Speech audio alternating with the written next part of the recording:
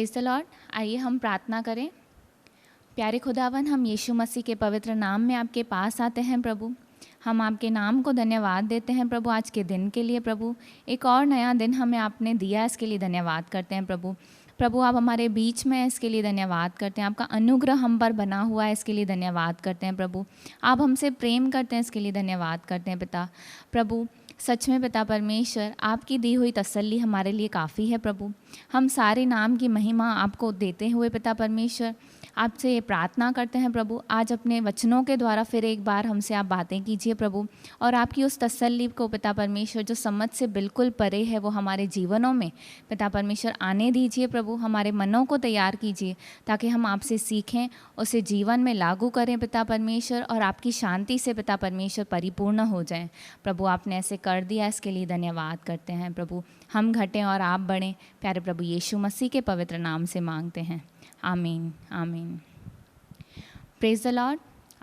प्रभु का धन्यवाद कि इस एक बार फिर प्रभु ने ये मौका दिया कि हम इस ज़रिए द्वारा प्रभु के वचन के लिए हम इकट्ठा हुए हैं, और हम एक बार फिर प्रभु के वचन को आज सीखने जा रहे हैं। और धन्यवाद करती हूँ, प्रभु ने इन समयों तक हम सबको अब तक संभाले हुए है, और जैसे कि प्रभु विश्वास योग्य है, मैं विश्वास करती हूँ प्रभु आगे भी हमें संभाले रहेगा, हमें और गवाहियों को परमेश्वर देगा ताकि हम और परमेश्वर के आगे चल के आगे के दिनों में हम परमेश्वर की महिमा करने पाएंगे। तो आज का विषय, जैसे हम देख रहे हैं कि आजकल बहुत और भी इस वायरस के ज़रिए बहुत सारे लोग इन्फेक्ट हो रहे हैं, बहुत सारी और भी टेंशन बढ़ रही है, बहुत सारे लोग मतलब आंसरलेस हैं कि क्या करना चाहिए, कैसे करना चाहिए, कंट्रोल में नहीं है, सल्यूशंस नहीं हैं। तो हम देखेंगे परमेश्वर का वचन क्या कहता है, और ये केवल इसी बात के लिए नहीं, बहुत सारी ऐसी बातें हमारे जीवन में आती हैं जो हमारी शांति को ले लेती हैं। तो आज हम देखेंगे परमेश्वर की शांति हमारे जीवन में क्या काम करती है, क्यों ज़रूरी है, और कैसे वो परमेश्वर की शांति हमारे जीवन में राज्य करती है। तो हम पहले देखेंगे यूहन्ना का 14 अध्याय उसका 27 वचन। उसमें लिखा हुआ है, प्रभु यीशु मसीह कहते हैं, मैं तुम्हें शांति दिए जाता हूँ, अपनी शांति तुम्हें देता हूँ, जैसे संसार देता है मैं तुम्हें नहीं देता। तुम्हारा मन व्याकुल न हो और न डरे। बहुत ही सरल रीति से प्रभु एक बहुत ही उत्तम वचन देता है, मैं तुम्हें अपनी शांति दिए जाता हूँ। अपनी शांति जैसे संसार देता है मैं तुम्हें नहीं देता, लेकिन अपनी शांति, और तुम्हारा मन व्याकुल न हो और न डरे। क्यों ऐसे? अभी क्या फ़र्क है परमेश्वर की शांति और संसार की शांति में? अगर हम देखें तो बहुत सारे जन कहते हैं कि आप पॉजिटिव सोचो, पॉजिटिव ख्याल रखो, कोई बुराई नहीं होगी आपके साथ। और वचन में कहता है प्रभु कि तुम्हारा मन न डरे और न घबराए। बहुत बार हम वचन को और पॉजिटिव थिंकिंग को एक कर देते हैं, जो कि सही नहीं है। परमेश्वर का वचन सत्य है। पॉजिटिव थिंकिंग भी कहीं हद तक हमें एक आशा देती है, लेकिन उसके साथ भय होता है। लेकिन जब हम वचन को लेते हैं तो वो वचन हमें आशा के साथ साथ हमारे भय को भी निकाल देता है।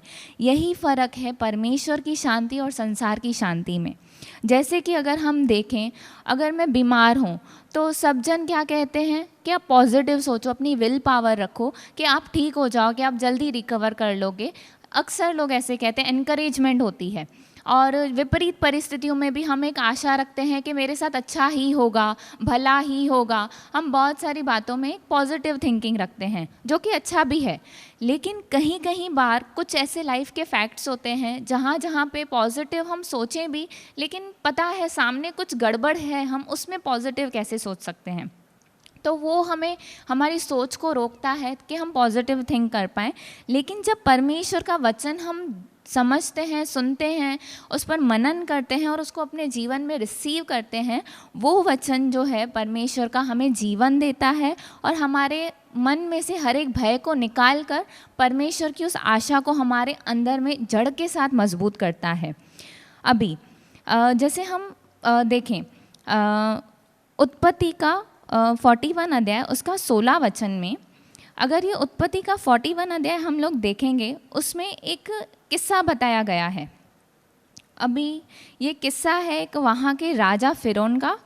फ़िरौन जो राजा था उसको एक स्वप्न आया था, और उस स्वप्न में जो उसने देखा वो उसे समझ में नहीं आया। वो रात को सोया, उसने एक स्वप्न देखा कि जो भी बातें हो रही, अगर आप पढ़ेंगे अध्याय 41 में तो उसमें पूरा वर्णन लिखा हुआ है। तो जब वो सुबह को उठा, उस स्वप्न के द्वारा वो बहुत ही बेचैन हो गया, और बेचैनी के कारण उसने वहाँ के जितने भी ड्रीम बताने वाले थे, जो इंटरप्रिटेशंस बताने वाले थे, उन सबको उसने बुलाया और उन सब से पूछा कि मुझे ये स्वप्न आया है और मैं इस बात के कारण परेशान हूँ कि इसकी मीनिंग क्या है, इसका अर्थ क्या है, मैं नहीं समझ पा रहा हूँ। तो वो बहुत ही लोगों ने कोशिश की, उन्हें समझ में नहीं आया। लेकिन वहाँ पे एक व्यक्ति था, उसने राजा को, फ़िरौन राजा को एक बात याद दिलाई, एक व्यक्ति के बारे में जो है यूसुफ जो परमेश्वर का दास है। हमने उसकी स्टोरी हमने बाइबल में पढ़ी है कि कैसे उसके भाइयों ने ही उसे बेच दिया था एक गुलाम करके, और कैसे वो इजिप्ट में जाके गुलाम होके वहाँ पे बेचा गया। लेकिन क्योंकि प्रभु उसके साथ था, परमेश्वर के अनुग्रह के द्वारा हर एक बात में वो उसको फेवर मिलता था, हर एक बात में, और हर एक बात में वो उत्तम था। और उसके ऊपर झूठे इल्ज़ाम भी लगाए गए, जिसके कारण उसे जेल में भी कुछ समय बिताना पड़ा, और बिना कोई क्वेश्चन किए धन्यवाद के साथ वो परमेश्वर के साथ बना रहा। और लिखा हुआ है जब वो जेल में था उस टाइम पे भी 2 व्यक्ति उसके साथ थे, उनको भी स्वप्न आया था, और दोनों का अर्थ उसने जब उन्हें बताया कि एक के स्वप्न का अर्थ ऐसा था कि जब वहाँ पे डिक्लेरेशन होगा तो उसको रिलीज़ दिया जाएगा, जेल के उस जो उसकी पनिशमेंट थी उससे वो रिलीज़ दिया जाएगा, और दूसरे के लिए था कि नहीं, तुझे फांसी होगी, यानी कि तेरी जान जाएगी, वो उस पनिशमेंट वो तुझे भुगतनी ही पड़ेगी। तो उस दौरान उसने उस व्यक्ति को कहा था जो बचाया गया था कि जब तू जाएगा बाहर तो राजा से मेरी ये विनती करना उनकी मुझे वो स्मरण करे। लेकिन वो जब रिलीज़ हुआ उस खुशी में इतना मगन हो गया, वो भूल गया कि जिस व्यक्ति के द्वारा उसे इंटरप्रिटेशन मिला, उसने मुझे कुछ मैसेज दिया था, उसने मुझे कुछ मैसेज देने के लिए कहा था राजा से, वो भूल गया था। करीबन मेरे ख्याल से 1 साल या उसके भी ऊपर हो गया होगा। लेकिन जब राजा को भी स्वप्न गिरा और कोई भी उसकी इंटरप्रिटेशन नहीं बता पा रहा था, उस समय उस व्यक्ति को याद आया और उसने राजा को बताया, राजा वहाँ पे जब मैं इसमें जेल में था, जब मुझे बंदी गृह में डाला गया था, उस समय एक व्यक्ति था जिसने मुझे मेरे स्वप्न का जो है इंटरप्रिटेशन बताया था, और वो सही निकला, और आज मैं आपके सामने खड़ा हूँ। तो आप चाहें तो उसके साथ उससे आप पूछ सकते हो, क्योंकि उसने ऐसे स्टेटमेंट दी कि परमेश्वर का आत्मा उसके अंदर है और वो इंटरप्रेट कर पाता है। तो हम देखते हैं अगर इस पूरे अध्याय में हम देखें 41 अध्याय में उत्पत्ति के, तो ये पूरी स्टोरी लिखी हुई है। राजा उसे बुलाता है और उससे बताता है कि ये मैंने स्वप्न देखा है और मैंने तेरे विषय में सुना है कि तू इंटरप्रिटेशंस को जानता है, ड्रीम्स को इंटरप्रेट कर सकता है, तो प्लीज़ मेरी भी मदद कर, मुझे भी सिखा। तो वहाँ पे एक बहुत ही अच्छा आंसर देता है यूसुफ, जो हम पढ़ते हैं 16 वचन में। वो कहता है, यूसुफ ने फ़िरौन से कहा, मैं तो कुछ नहीं जानता, परमेश्वर ही फ़िरौन के लिए शुभ वचन देगा। एक ट्रांसलेशन में लिखा हुआ है शांति का वचन देगा। यूसुफ ने फ़िरौन से कहा, मैं तो कुछ नहीं जानता। सब लोग उसके ऊपर नज़रें टिकाए हुए ऐसे हैं कि यूसुफ है जो इंटरप्रिटेशन को बताएगा, लेकिन यहाँ पे यूसुफ कहता है कि मैं कुछ भी नहीं जानता, लेकिन परमेश्वर ही फ़िरौन के लिए शांति का वचन देगा, शुभ वचन देगा।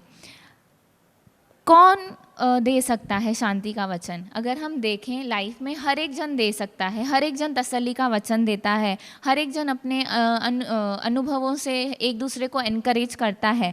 तो वो चीज़ जो है ना वो कुछ कुछ ही समय के लिए लास्ट करती है, कुछ ही समय के लिए हमें वो तसल्ली देती है। यानी कि आज मुझे किसी ने तसल्ली दी, उस क्षणों तक अच्छा लगेगा मुझे, जब तक वो व्यक्ति मेरे साथ है, जब तक वो व्यक्ति मेरे से बात कर रहा है, मेरी बातों को सुन रहा है, मेरे मन के हाल को सुन रहा है। लेकिन जब अगर हम देखें वो व्यक्ति हमसे जिस क्षण वो हमसे दूर जाता है या उस समय के लिए हमें छोड़ देता है, उसी समय हम वापस अपनी उस मेंटल स्टेटस में आ जाते हैं कि मेरे पास वो दुख है या मेरे पास वो तकलीफ़ है, मेरे पास ये बेचैनी है, मेरे पास सॉल्यूशन नहीं है। उस डिसअपॉइंटमेंट में हम लोग फिर से आ जाते हैं, क्योंकि मनुष्य की दी हुई शांति वो ज़्यादा देर तक नहीं टिकती, लेकिन जो परमेश्वर से दी हुई शांति होती है वो हमेशा के लिए कायम रहती है। वो ऐसी शांति है, लिटरली जब वो परमेश्वर की ओर से हमारे पास आती है, एक अलग ही रीति से हमारे मन को वो एक ताज़ा कर देती है और एक ऐसी आशा देती है जो टलने की नहीं। तो यहाँ पे भी हम देखते हैं कि वो कहता है कि परमेश्वर ही उसके फ़िरौन के लिए शांति का वचन देगा, शुभ वचन देगा। तो उसे पता था कि वो तसल्ली परमेश्वर ही दे सकता है। कोई भी इंटरप्रिटेशन अगर चाहे तो अपनी तरफ से भी कर सकता है, लेकिन अगर वो अपनी तरफ से करता तो शायद वो कुछ गलत बात बता सकता था। लेकिन अगर हम देखें वो परमेश्वर की ओर से है, तो आगे चल के अगर हम अध्याय में देखेंगे तो वो सारी चीज़ें अपने समय पर पूरी भी होती हैं। तो वैसे ही परमेश्वर विश्वास योग्य है। मैं हम सबको इनकरेज करना चाहूँगी कि हमारे जीवन में कैसी भी बात क्यों ना हो, एक अगर हमारा फोकस रहेगा कि प्रभु तू क्या कहता है, अगर इस बात को हम पकड़ेंगे, मनुष्य चाहे कुछ भी कहें, भले मनुष्य मुझे पॉजिटिव ही बोल रहे हैं, भले मनुष्य मुझे इनकरेज ही कर रहे हैं, कोई भी हमें कोई गलत सलाह नहीं देगा, कोई भी हमें डिस्करेज नहीं करेगा, जबकि कोई लोग करते भी हैं। लेकिन ज़्यादातर हम देखते हैं जो हमारे करीबी होते हैं, जो अजीज़ होते हैं, वो हमें हमेशा इनकरेज ही करते हैं। वो सब जो भी कहें, लेकिन प्रभु तू क्या कहता है। जब हम इस चीज़ को प्रभु से मांगते हैं तो प्रभु हमारे लिए वो चीज़ करता है, और जब वो शांति का वचन हमारे पास भेजता है, वो संसार की शांति जैसा बिल्कुल नहीं होता जो कि कुछ ही क्षणों तक है, लेकिन वो शांति ऐसे होती हमारी समझ से बिल्कुल परे। लोग बाकायदा आपको देख के कहेंगे, अरे तेरी इतनी टेंशन चल रही है और तू क्यों इतना खुश लगा पड़ा है, तू क्यों इतना बेफिक्र है, क्या ऐसी बात है जहाँ पे सब जन इतनी टेंशन्स में, किसी के पास सॉल्यूशंस नहीं है, तेरे पास भी नहीं है। लेकिन ऐसी कौन सी बात है, ऐसी कौन सी चीज़ है जो तुझे आज भी आशा दिए हुए है। तब आप और मैं उन्हें बता सकते हैं कि हमारा परमेश्वर है जो शांति का राजकुमार है। जैसे वचन में भी लिखा हुआ है कि यीशु मसीह ही, यशायाह अगर 9:6 हम देखते हैं तो यीशु मसीह के लिए लिखा हुआ है वो शांति का राजकुमार है। वो ही शालोम परमेश्वर है, वो ही यहोवा शालोम है जो हमें शांति देता है। अभी हम आगे देखेंगे, जैसे हमने सीखा कि मनुष्य के शांति से बढ़कर जो परमेश्वर की शांति है वो हमें अनंत तसल्ली देती है। तो वैसे ही अगर हम आगे देखें एक और एग्जाम्पल, पहला शमूएल उसका 1:17,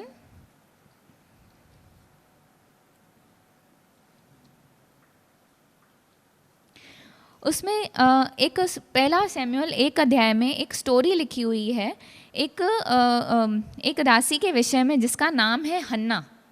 अभी हन्ना के विषय में अगर मैं आपको शॉर्ट में बताऊं तो वो एक स्त्री थी, उसका पति उसे बहुत प्रेम तो करता था लेकिन वो बांझ थी। वो बहुत कोशिशें करते थे लेकिन उन्हें बच्चा नहीं होता था, और हर साल वो जब भी रीति के अनुसार वो परमेश्वर के भवन में जाते थे, वो वहाँ पे हमेशा प्रार्थना करते थे कि परमेश्वर उन्हें बच्चा दे, परमेश्वर उन्हें वो गर्भ की फल की आशीष दे। लेकिन ऐसा हुआ कि भले उसका पति उससे बहुत प्रेम करता था, उसे बहुत मतलब एनकरेज करता था कि मैं तेरे लिए काफ़ी हूँ, लेकिन उसकी जो एक जो सौतन थी पनीना, उसके पास बच्चा था, इसके पास बच्चा नहीं होता था। वो इसे बहुत तंग करती थी, वो इसे बहुत चिढ़ाती थी, तो उस चीज़ का उसे बहुत दुख होता था। अक्सर हमारे जीवन में भी ऐसे बहुत बार होता है कि देखा जाए तो बहुत जन होते हैं हमारे इर्द गिर्द जो हमें सराहते हैं, बहुत हमारी प्रशंसा करते हैं, हमें इनकरेज करते हैं। लेकिन अगर एक दो व्यक्ति भी उनके बीच में ऐसा हुआ जो हमें डिस्करेज करेगा या हमारे अंदर में से नुक्स निकालेगा, तो हमें वो बहुत चीज़ खटकती है, वो बहुत हर्ट कर जाती है, जो कि नहीं होना चाहिए। हमें हमेशा मेजॉरिटी को काउंट करना चाहिए और पॉजिटिव चीज़ को यानी कि वचन को हमें काउंट करना चाहिए कि परमेश्वर हमारे विषय में क्या कहता है। लेकिन अक्सर हमारे जीवन में ऐसा होता है कि बहुत सारी जब नेगेटिव बातें हमारे इर्द गिर्द में होती है, वो हमारी शांति को ले लेती हैं, हमें बेचैन कर देती हैं और हमें बिल्कुल भी जो हमारे इर्द गिर्द में जो अच्छाइयाँ हैं, जो ब्लेसिंग्स प्रभु हमें देता है, जैसे इसके पास इसका पति था बहुत प्रेम करने वाला, वो उस चीज़ को एंजॉय नहीं कर पा रही थी। लेकिन वो फिर भी एक अच्छी चीज़ करती है, जो कि है वो अपने मन के हाल को प्रभु के आगे रखती है। द बेस्ट थिंग जो वो करती है वो है कि वो प्रभु के आगे अपने दिल को खोल कर रखती है।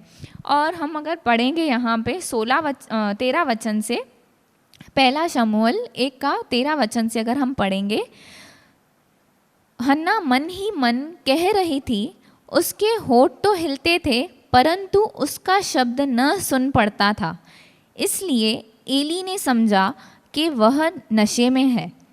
तब एली ने उससे कहा, तू कब तक नशे में रहेगी? अपना नशा उतार। हन्ना ने कहा, नहीं है मेरे प्रभु, मैं तो दुखिया हूँ। मैंने न तो दाखमधु पिया है और न मदिरा। मैंने अपने मन की बात खोलकर यहोवा से कही है। अपनी दासी को ओंची स्त्री न जान। जो कुछ मैंने अब तक कहा है वह बहुत ही शोकित होने और चिढ़ाई जाने के कारण कहा है।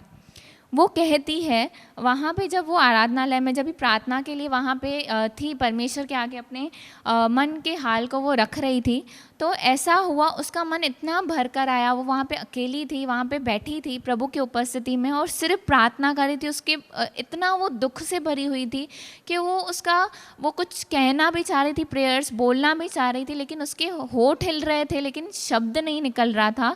तो वहाँ पे जो प्रभु का जो भविष्यवक्ता जो दास वहाँ पे एली बैठा हुआ था, दूर से उसे देख रहा था।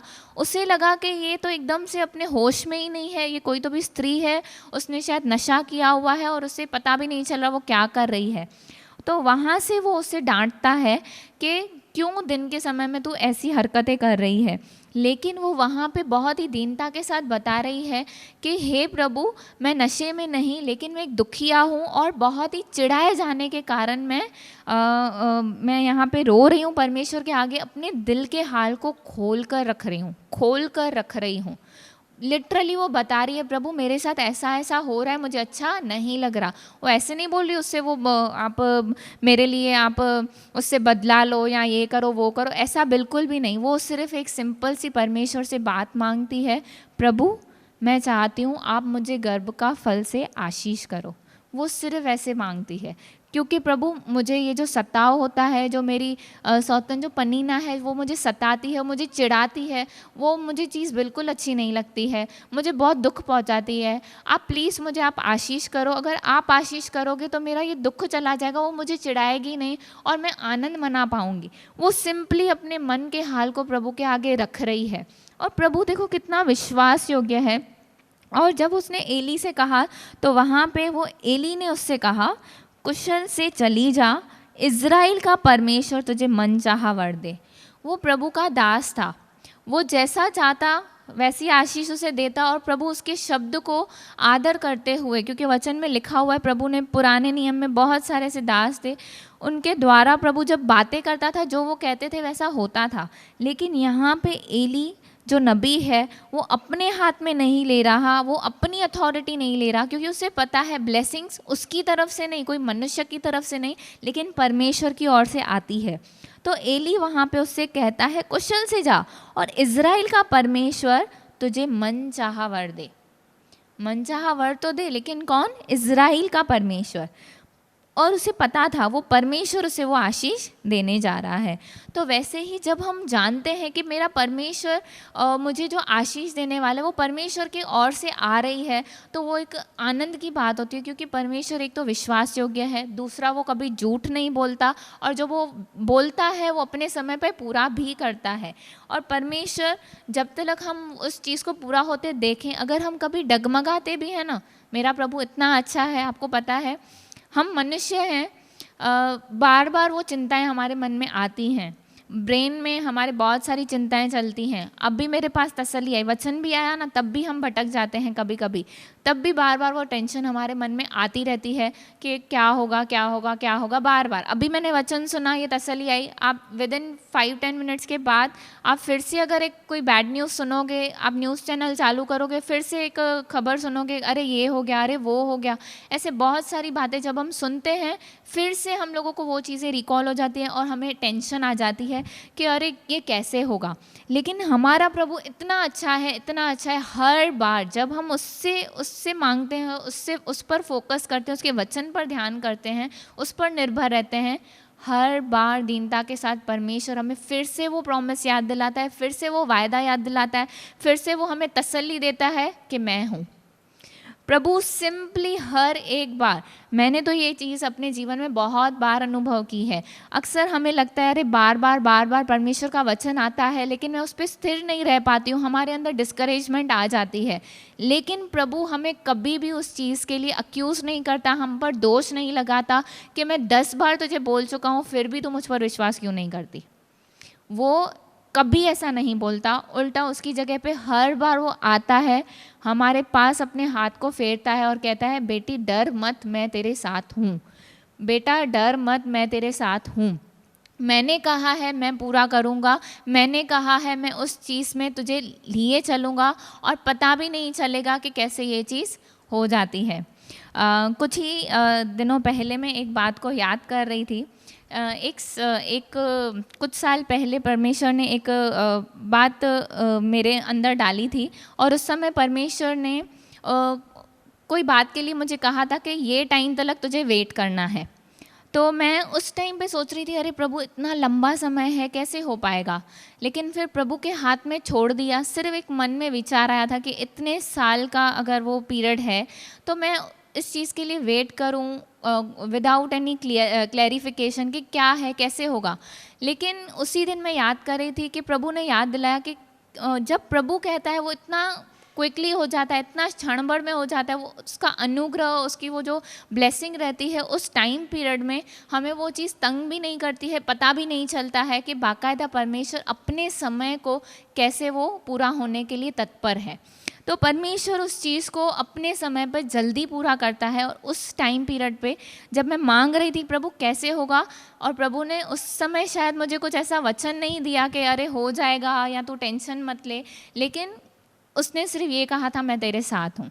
और कुछ सालों बाद जब वो समय आने पर आया तब प्रभु ने याद दिलाया, देख कैसे चुटकी भर में वो निकल गया। हम बहुत बार लिमिटेड सोचते हैं, लेकिन परमेश्वर जो है वो अगम्य है। परमेश्वर जो है वो बहुत ही आगे की सोचता है। परमेश्वर हर एक बात को जानता है, तो हम उस परमेश्वर पर विश्वास कर सकते हैं। ऐसा नहीं परमेश्वर बोल के कुछ भी अपने हिसाब से फिर बाद में चलो थोड़ा अदल बदल कर देंगे, ऐसा कुछ भी नहीं। तो प्रभु जो कहता है वो जानता है कि वो क्या कर रहा है, वो क्या कह रहा है, क्यों कह रहा है, कब करेगा, वो परमेश्वर जानता है। परमेश्वर पहले से ही जानता है कि हम कहाँ कहाँ अटक सकते हैं। परमेश्वर पहले से ही जानता है कि हम लोग कहाँ कहाँ फेल हो सकते हैं, लेकिन हम लोग नहीं जानते।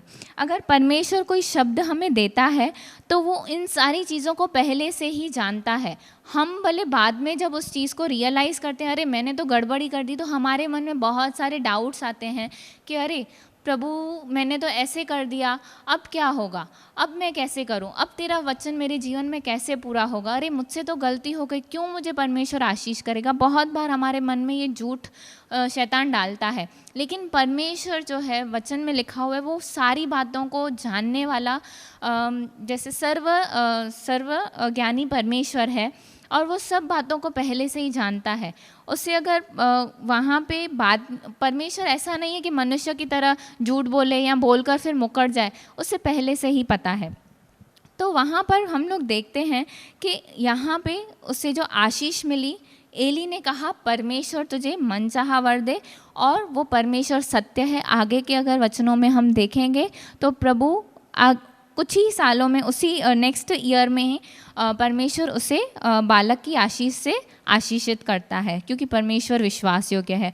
और उसने मन को खोलकर जब परमेश्वर के आगे अपनी बात को रखा, तब उसने परमेश्वर की महिमा को भी देखा।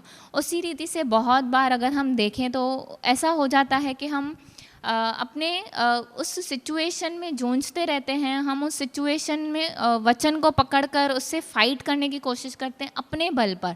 बहुत बार हम अपने आप को तसल्ली देते हैं, बहुत बार हम अपने आप को ऐसे कोशिश करते हैं, अरे मैं वचन में स्ट्रांग हूँ, प्रभु का ऐसा ही करना, प्रभु का वचन ऐसा कहता है, मैं उस पर स्थिर बनी रहूँगी। लेकिन जब हम अपनी सामर्थ्य से रहते हैं ना, तो हम लोग उसमें कहीं ना कहीं गिरते हैं, फेल हो जाते हैं, थक जाते हैं।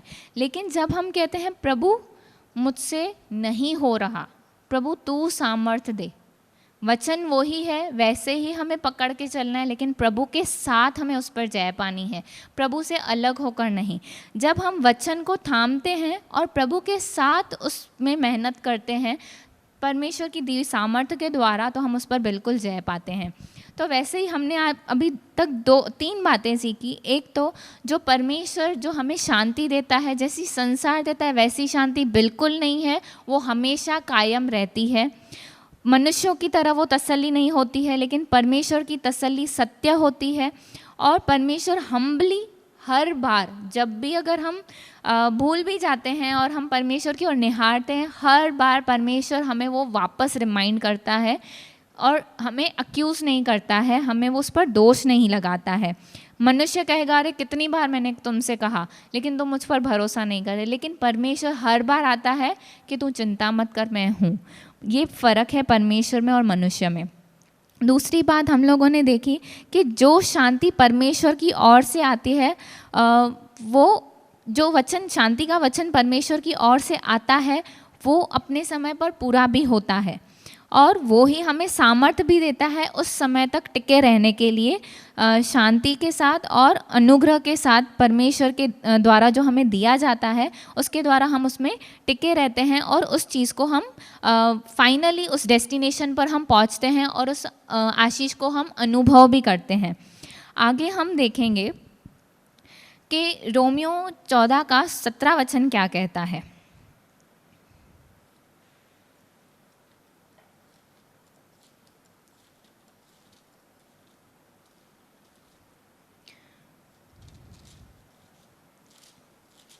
रोमियो के 14 के 17 वचन में एक बहुत अच्छी बात हुई है।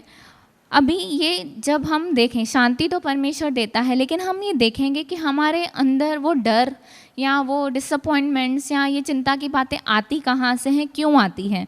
तो हम 14 का 17 वचन देखेंगे जो कहता है, क्योंकि परमेश्वर का राज्य खाना पीना नहीं परंतु धर्म, धार्मिकता और मेल मिलाप और वह आनंद है जो पवित्र आत्मा से होता है। परमेश्वर का राज्य खाना पीना नहीं, यानी कि परमेश्वर के पास जब हम आते हैं, यीशु मसीह में हम जब आते हैं, तो कभी भी परमेश्वर ऐसे हमें सिर्फ प्रॉमिस नहीं करता है कि जो प्रार्थना करो मिल जाएगा। एक कोई ऐसे नहीं कि भाई अरे जो मांगो, एक मैजिक की तरह नहीं है, या एक ऐसे नहीं कि मैं जब परमेश्वर से जो कुछ मांगूँ वो इमीडिएटली हो जाए, अगर नहीं हुआ तो तू परमेश्वर ही नहीं है, ऐसा बिल्कुल नहीं है। यानी कि संसारिक बातों में या सिर्फ आशीषों की बातों में हम परमेश्वर पर आशा नहीं लगाएं, लेकिन जो परमेश्वर का जो राज्य है वो क्या है, धार्मिकता, मेल मिलाप और आनंद है जो पवित्र आत्मा के द्वारा आता है। धार्मिकता यानी कि परमेश्वर के साथ विश्वास में हम जब बने रहते हैं, उस पर भरोसा रखते हैं, एक दूसरे से मेल मिलाप में चलते हैं और आनंद में बने रहते हैं। आनंद में बने रहना एक बहुत ही ज़रूरी बात है जो हमारे अंदर होना चाहिए, और वो बिल्कुल भी आसानी से नहीं आती हमारे जीवन में। क्यों? क्योंकि अगर हम अभी आनंदित हुए, फिर कोई, जैसे हमने देखा कुछ न्यूज़ मिलेगी, हमारा आनंद वहाँ पे चला जाता है। लेकिन जो आनंद पवित्र आत्मा के द्वारा आता है वो हमें हमेशा ये तसल्ली देता है कि परमेश्वर का आत्मा हमारे साथ है और हम बिल्कुल भी अकेले नहीं हैं, और परमेश्वर हमें हाथ पकड़कर उस सिचुएशंस में से आगे लेकर चलेगा। तो वो जो आनंद रहता है वो इस चीज़ की तसल्ली हमें देता है कि भले ही उस सिचुएशन में, जैसे कि हम लोग देखें जब चेले नाव में थे और यीशु मसीह उनके साथ नहीं थे, तो यीशु मसीह रात के समय पर वहाँ पे बहुत आंधी तूफान आ रहा था, अंधेरा था, और प्रभु यीशु मसीह उनके पास पानी पर चलकर आ रहे थे। तो वहाँ पे पतरस ने जब यीशु मसीह से कहा कि प्रभु मैं भी पानी पर चलना चाहता हूँ, एक्चुअली देखा जाए तो पतरस एक मछुआरा था, और जब वो मछलियाँ पकड़ता था तो ऑब्वियसली उसके पास एक ये टैलेंट था कि वो स्विमिंग जानता है। प्रभु यीशु मसीह उससे कह सकता है कि तू स्विमिंग करके आ सकता है मेरे पास, तू नहीं डूबेगा, इस तूफान में तू नहीं डूबेगा। लेकिन वहाँ पे अगर हम देखते हैं प्रभु यीशु मसीह उससे ऐसा नहीं कहता है कि जो तेरे पास है वैसा कर, लेकिन प्रभु उसे एक अलौकिक चीज़ करने के लिए कहता है कि तू आ। और जब उस चीज़ को वो फॉलो करता है, उस शब्द को वो फॉलो करता है, तो पतरस को हम देखते हैं, बाइबल बताती है वो पानी पर चला प्रभु यीशु मसीह के पास। जब वो नाव में से पैर बाहर निकाल कर रखकर प्रभु यीशु मसीह के पास जाना चाह रहा था, तो वो पानी पर चल पाया, जो कि एक नॉर्मल मनुष्य के लिए एक असंभव बात है। लेकिन क्योंकि प्रभु यीशु से उसने मांगा और वो किया, तो वो चीज़ उसने होते हुए देखी, एक अलौकिक बात होते हुए देखी। तो उसी रीति से वो पानी, वो जो अंधेरा है, वो जो स्टॉर्म थी, वहाँ पे जो तूफ़ान था, और जहाँ पे उनको लग रहा था प्रभु यीशु मसीह हमारा गुरु हमारे साथ नहीं है, तो चेले सारे डर गए थे। उन्हें वो वहाँ पे लग रहा था कोई भूत आया है या हम लोग शायद डूब जाएंगे, हमें कुछ समझ में नहीं आ रहा हम कैसे कंट्रोल करें उस चीज़ को। तो वहाँ पे वैसे ही हमारे जीवन में भी बहुत सारी सिचुएशंस हम पहली बार फेस करते हैं, और बहुत सारे जन कहते हैं अरे तेरे लिए ये चीज़ आसान नहीं है, तू नहीं कर पाएगा, तू उसमें से पार नहीं हो पाएगा। लेकिन प्रभु कहता है मैं तेरे साथ हूँ, आ। सिंपल वर्ड कहता है प्रभु, मैं तेरे साथ हूँ, आ। कितना सरल है परमेश्वर का शब्द। बहुत बड़ी बड़ी बातें प्रभु नहीं बोल रहा है, उसे सिर्फ कहता है आ। और जैसे ही हम उसके शब्द पर हम विश्वास करके हम बढ़ते हैं, मैं आपको बहुत ही मतलब चैलेंज के साथ या बहुत ही एक विश्वास के साथ ये कह सकती हूँ, पतरस तो सिर्फ पानी पर चला, हम तो जीवन की बहुत सारी चीज़ों पर जो हमें बहुत ही गिराने के लिए आती हैं या हमारे कॉन्फिडेंस को हिलाने के लिए आती हैं, हमें टेंशन देती है, जो परमेश्वर से हमें दूर करने के लिए जो झूठ हमारे जीवन में आते हैं, उन सारी चीज़ों पर हम जय पाकर ऐसे निकलते हैं और हम जानते हैं कि मेरा परमेश्वर सत्य है, मेरा परमेश्वर सामर्थी है, मेरा परमेश्वर अलौकिक है, मेरा परमेश्वर सब कुछ कर सकता है और वो मेरे साथ साथ चलता है। मेरा परमेश्वर कभी भी मुझे छोड़ता नहीं, वो मेरे साथ साथ चलता है, चाहे मैं उसे देख पाऊँ, अनुभव कर पाऊँ या नहीं कर पाऊँ, लेकिन वो मेरे साथ साथ चलता है। आज तक मैं आपको कह सकती हूँ, आज तक अगर आप नाश नहीं हुए हैं, आज तक अगर आप इतना दूर तक आ पाए हैं अपनी इस जर्नी को, आज तक आप इतना कैरी ऑन कर पाए हैं, तो मानिए ये सिर्फ प्रभु यीशु मसीह के कारण है, क्योंकि वो आपसे प्रेम करता है। चाहे ऐसी सिचुएशंस आई होंगी जहाँ पे आपको और मुझे लगा हो कि शायद प्रभु ने छोड़ दिया, लेकिन ऐसा बिल्कुल नहीं है। जब प्रभु साथ में चलता है तो आगे हम उसको नहीं देख पाते हैं, तो इसलिए हमें शायद लगता है प्रभु किधर गया, लेकिन प्रभु हमें खुद लिए चलता है। मैं प्रभु का धन्यवाद करूंगी कि परमेश्वर हमारा इतना ही अद्भुत परमेश्वर है। तो जैसे हमने देखा कि परमेश्वर का राज्य खाना पीना नहीं, यानी कि सांसारिक बातों तक सीमित नहीं है, लेकिन अलौकिक बातों पर हम लोग जब फोकस करते हैं तो हम अलौकिक चीज़ों को होते देखते हैं। बाहर से कोई हमें रिकग्नाइज नहीं कर पाएगा कि इनके जीवन में वो शांति कहाँ से आ रही है, लेकिन हम जानते हैं हमारा सोर्स शांति का राजकुमार है। एक और आखिरी बात आपको बताकर मैं ये ख़त्म करूँगी। दूसरा तीमुथियो 1:7 वचन हम पढ़ेंगे।